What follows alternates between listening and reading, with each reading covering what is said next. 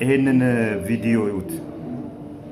ቴዎድሮስ ካሳሁን ጎንደር ዩኒቨርሲቲ የክብር ዶክትሬት በሰጠው ሰዓት አዲስ አበባ ላይ ስካይላይት ሆቴል ዌልካሚንግ እናዘጋጀለት ተብሎ የተዘጋጀ ፕሮግራም ነው። መቻሬ ጫማ የተባለ ታውቁታላችሁ። መቻሬ ሜቢ እሱን ያዘጋጀው።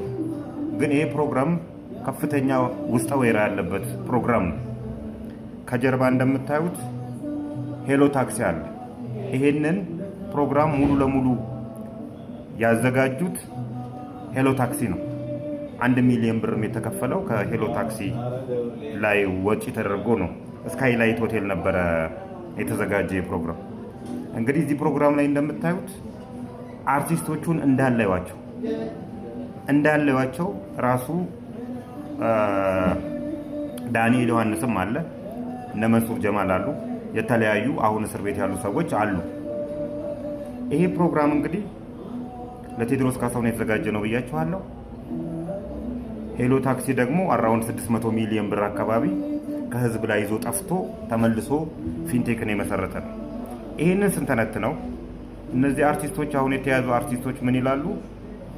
ፊንቴክ እንደዚህ መሆኑን አናቀው ነበር ይላሉ። ሄሎ ታክሲ 600 ሚሊዮን ብር ይዞ እንደጠፋ ያውቃሉ እኮ እዛ ጋር።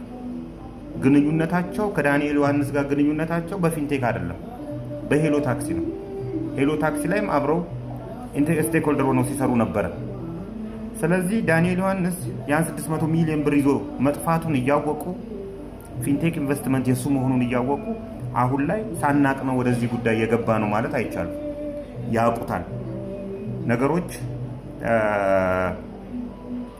አናውቀውም ነበር ብሎ ከህግ ለማምለጥ የሚደረጉ ጥረቶች አሁንም ፍሬ አልባ ናቸው። ይሄ ቪዲዮ ብቻ ጥሩ ምስክር ነው የሚሆነው።